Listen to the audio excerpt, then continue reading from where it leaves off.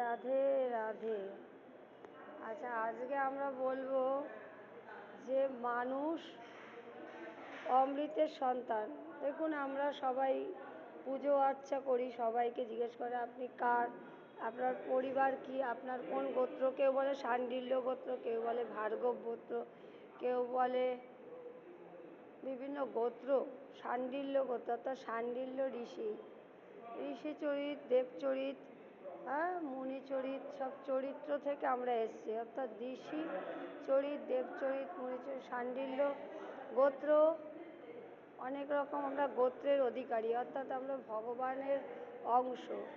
শাণ্ডিল্য গোত্র, তারপরে কেউ বলে কি গোত্র, আপনার ভার্গব গোত্র।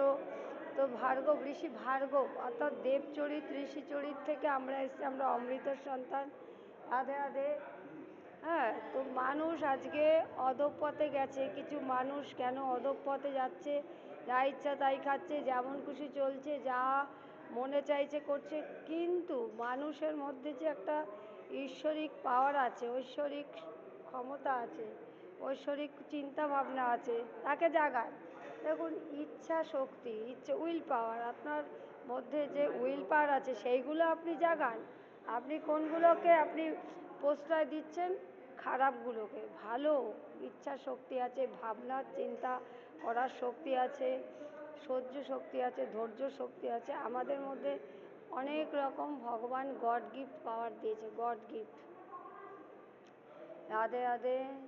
গড গিফট পাওয়ার, অন্যের আলোচনা, অন্যের সমালোচনা একদম নয়। আমরা ভালো পথে থাকবো, ভালো কথা বলবো। দেখুন, ছোট থেকে আমরা শিখেছি যে এই পৃথিবীতে মা হচ্ছে কজন? ধরিত্রী মা, গীতা মা, গঙ্গা মা, তুলসী মা আমাদের মা। পৃথিবীতে এসে আমরা ধরিত্রী মায়ের বুকে আমরা মা বা ঠাকুমারা শুইয়ে দিত। কেন না? তাদের চরণ ধুলা আমাদের মাথায় পড়লে আমরা ভালোর দিকে যাব। রাধে রাধে। তো দেখুন, আমার ভিডিও আপনাদের ভালো লাগে, আমি আশা করছি আপনাদের আশীর্বাদ। এই হরিকথা বলতে আমার ভালো লাগে। দেখুন, আপনারা যারা শুনছেন তাদের প্রতি শ্রদ্ধা। সাধু সঙ্গ করবেন, সাধু সঙ্গ, কৃষ্ণ নাম এইমাত্র চাই, সংসার জিনিতে আর কোনো বস্তু নাই। আসলাম, খেলাম, চলে গেলাম, হরি নাম, হরি বল, হরি মটর খাও, হরি মটর খাও, চলে যাও না। সংসার করতে এসেছি, আসার সঙ্গে সঙ্গে আমরা পৃথিবীতে কি করতে এসেছি? মানব জনম ধন্য করতে এসেছি। তো মানব জনম ধন্য করুন। তখন বলছেন যে